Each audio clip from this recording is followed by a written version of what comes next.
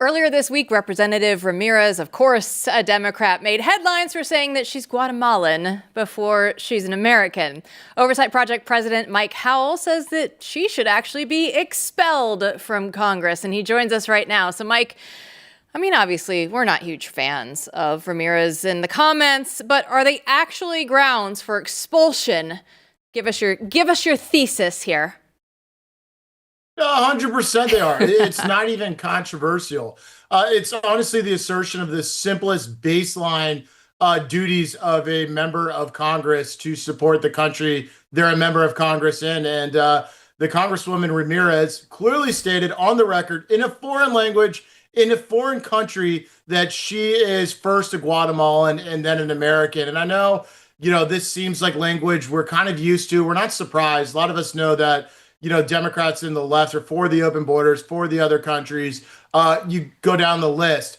But when they say out loud, and without leaving any question, without caveat, without hesitation, something so on the nose and direct as I am a Guatemalan before I am an American, then they cannot serve in the U.S. Congress. And there's a reason why there's not a direct precedent for this. It's because we're lucky enough not to have had this happen too many times before. But in any period of U.S. history, this is immediate grounds for expulsion. And this Congress should move to do it. Of course, the Democrats won't vote for it, but make them wear it. And I want to see Republicans that actually can defend the bare minimum standards. And this is a bare minimum standard.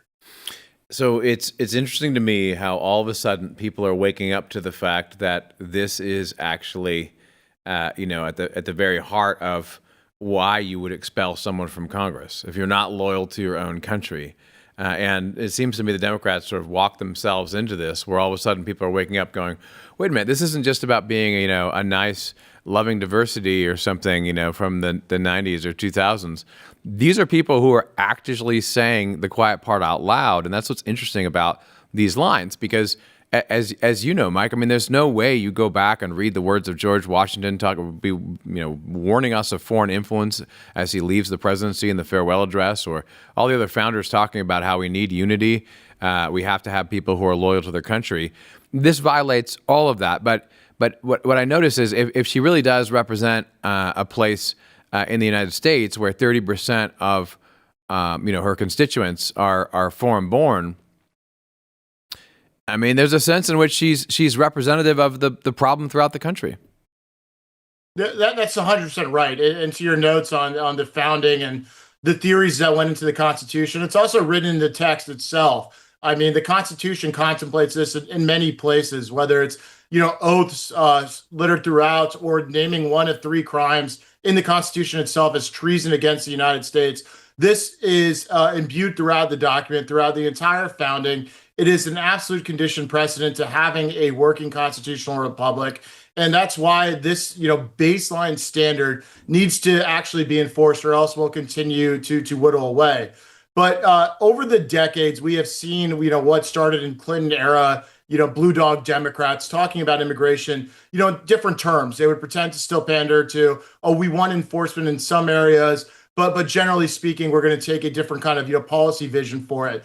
But the mask has been dropped slowly and then all of a sudden rapidly in recent years, where no, it's not about an immigration policy. It's about whether to have an immigration policy at all. And that's where we're at in American politics. And that should be so outside what is acceptable in the realm of political debate. It's really a question of whether we have a country or not. And I'll tell you who knows that this is happening. It's countries like Mexico and Guatemala who actively, depend on their people in the United States to advocate for things of interest to those home country. Mexico is the biggest foreign influence vector in the United States by far. It makes a bunch of Russian, Facebook meme chats look like absolute small potatoes, because they are small potatoes compared to the millions of people in this country who have primary allegiance to a country other than the United States and now have political representation in our United States Congress. And so the Congress needs to step up and say, no, this is not acceptable. It's outside the terms,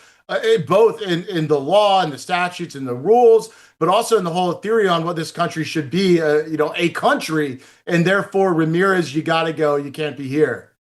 And Mike, how far can we go with this? Because we have some problems with language in the Constitution. For instance, the use of the word persons instead of citizens. Should we allow individuals or persons with a dual citizenship to even be in Congress? I don't think so, but is that a problem constitutionally? The same thing is extended to the immigration problem. We have the problem of persons versus citizens. The same thing with the census issue that has just come up in the last couple of days, persons versus citizens. How do you see us navigating that? I think there's room for, reasonable, intellectual, good faith debate about the meaning and application of some of those terms. And that's largely how the United States throughout its history has approached those questions. What is not a reasonable and good faith debate is a representative standing in a foreign country and saying in a foreign language she supports a foreign country first. But obviously on all those issues that you laid out, I think there's an absolute strong case for the interpretation I think you're leaning towards, and that's where we would end up working through the system of government, up to the Supreme Court for final interpretation, because the facts and history are on our side there. But this is just so outside even entering into that process that it needs to be dealt with on the front end. And, as we noted at the outset, of course, Democrats aren't going to expel her.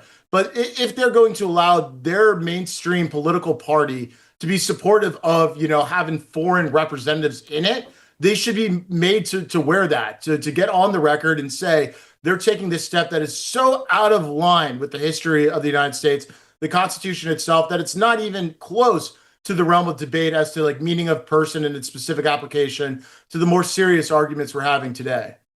So you want, let me see if I get this straight. You want Congress to take a vote and say we need to expel this member. Is that right? And is that it? What else could be done? Yeah, I'll tell you, we wanted so bad, we wrote the dang resolution for them. We posted it up on X today. We put it in their fancy font with their fancy placeholders, even a little cursive in there for you all who follow the legislation. But yes, we put it out there because we know, it's August. Republicans will do what they always do. They'll pick at her on social media. They'll use it as a talking point. But from where I'm sitting, this gradual sliding of standards over the decades has allowed this behavior to actually become not surprising. No one's surprised that she feels this way. They're only surprised that she was dumb enough to say it out loud and on camera. And so we want Republicans to basically say, no, there are boundaries to these types of things. And some lines are so red and clear, we're going to sit here and draw them. But short of that, clearly, she should not have access to any sensitive information. Clearly, we should not pay for multiple codels to foreign countries, with U.S. taxpayer resources and our dignitaries all around her to trade off information. Clearly, we should deny her every access that office affords to it, because she should not be there. And it's plain and it's simple, and she should, frankly, go back to Guatemala if she loves it so much. So where is the line, and where does it need to be drawn when it comes to Donald Trump and the talk this week where he's trying to go through and potentially federalize D.C. law enforcement?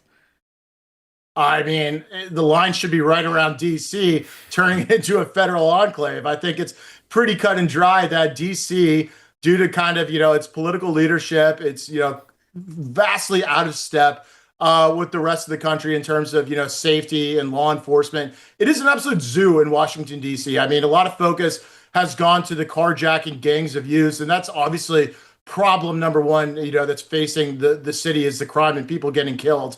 But it's just decayed everywhere. It's tent city. There are people that are masquerading and calling themselves peaceful protesters that are just harassing people. It's ugly. It's gross. It is unbefitting of a prestigious nation's capital. And it's going to be a huge blight come the 250th anniversary of America. This is when the rooms should be cleaned and, the brass should be, all shiny. And we have our nation's capital that, is honestly one of our worst looking cities in the United States. And the DC Council will never do it. Mayor Bowser or whoever follows her next will absolutely never done it. It hasn't been done under Democratic leadership, and it's never going to be under any sort of competitive political contest, or even let alone Republican leadership. It's just a playground for the furthest left of ideas, anti-police, and it's going to get people killed. And so I think it is not only a good idea for President Trump finally to start raising the idea of federalizing it, but it's about time. I would say it's more of a responsibility. He's the president of the United States.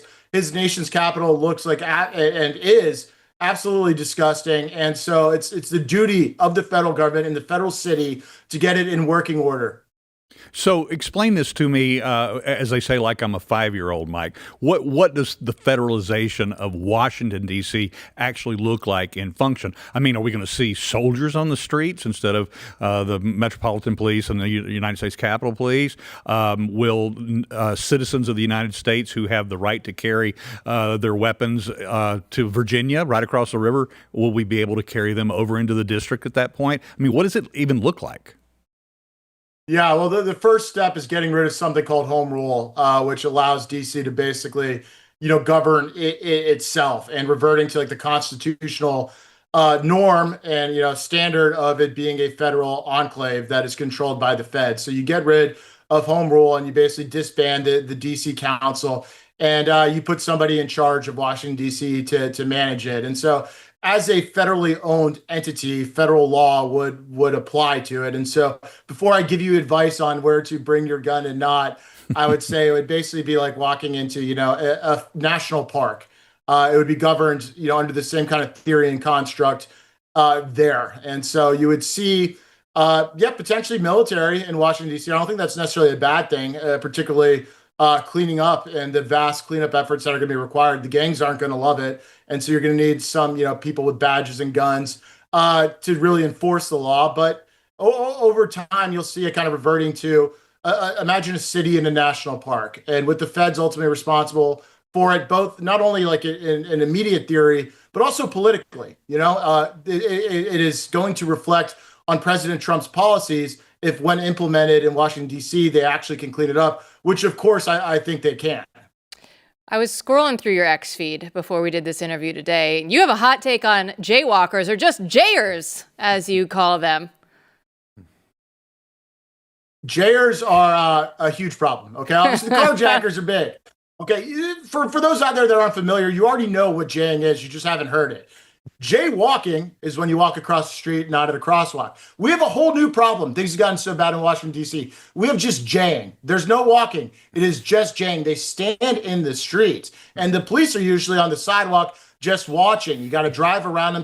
It makes your commute just absolutely hellacious. It's disgusting, and it's allowed and it's proliferated. So the jayers, when D.C. is federalized, certainly won't get the benefit of the doubt and basically jaying amnesty that DC has given them. But it's, we make light of it, but it's the same thing as these tent cities, these encampments that we've seen. It is broken windows policing that is really needed, where you don't get to needing to make up new terms for types of just, degeneracy in the streets. But the jayers are top of my personal list of grievances that I'd like to see solved. I just got back from D.C. a couple of hours ago, and I saw this actually outside my hotel window, right there on Capitol Hill. I saw the people standing in the middle of the street. I also actually jaywalked because, when you come to the for instance, the Rayburn building, it's so long and it's so big that there's no crosswalk right to the front door. So I jaywalked yesterday myself, or 2 days ago. But the question I have for you on this same topic is there were some pro-Palestinian, anti-Israel protesters that were protesting outside of the Fox News, NBC News, C-SPAN building. And these protesters were only using noise. They were setting their bullhorns on siren, and then they were banging on pans. Is that a First Amendment protected activity for some reason in D.C.? Because I can't imagine it would be allowed anywhere else. That this would just be, basic, public disruption, but that's all they were doing was making high decibel noise to disrupt what was going inside those buildings. Yeah, absolutely. No, it is not a First Amendment protected activity to loiter in the street and harass everybody. We've lost, sight of the definition of actual peaceful protest. And may I remind, even if you cross into civil disobedience, which, Martin Luther King and, Nelson Mandela will be praised for, guess what? The point of civil disobedience was to get arrested. We've lost the arresting part of civil disobedience. We're just letting these people civilly disobey and not arresting them. So we should turn them into martyrs and lock them up and probably throw away the key. But as it relates to, the banging and clattering and all that kind of jazz, I know this all too well. I know exactly the area you're talking about. They're breaking, we've gone to the code. There's a certain decibel limit you're not allowed to exceed. Not that we even need to get to that point because they shouldn't be there in the first place. They're clearly exceeding the decibel limit. Oftentimes I've seen the people with those, megaphones blasting them into people's eardrums. We had one of my friends had to go to the ER because his eardrum basically had a megaphone blasted into him. These things border on violent all the time, and then they get violent. We had someone pepper sprayed in the face who was a security officer not too long ago. People have been kicked, spat on, stalked, and just the most vulgar and outrageous things. It is not legal. It's not peaceful protest. And I'll tell you what makes this worse. The area you're pointed to, they're probably staged out of those tents right in front of Union City, because there's a bunch of tents there where they all have their little protest bonanza parties. Those things are permitted by the Trump administration's National Park Service. We have gone to them and said, you are allowing a permit to a non-peaceful protest that has resulted in hospitalizations, assaults, decibel violations, all of these lists of things. Here's your executive order from the president saying you are going to clean up Washington, D.C. Now here's talking about revoking home rule. What are you doing giving these people a permit? I mean, can't we start with the small stuff? We've climbed the escalation ladder, as I like to call it, here in Washington, D.C. Honestly, the only person left for us to complain to, if we can get a window with him, would be President Trump himself. But just revoke those permits. It's ridiculous. We love a fired up Mike Howell. I know you're not running for office, but I'm telling you, like, if this was the party platform that you were running on for 2026, I'd be like, sign me up. No jaying, Mike Howell, no jaying. Thanks for having me, and I'm very disappointed in Steve Baker, who slides into jaywalking. But, like broken windows policing, you get rid of the jayers, other people think they got to follow the law as well. Thanks so much, Mike. We'll see you again next time.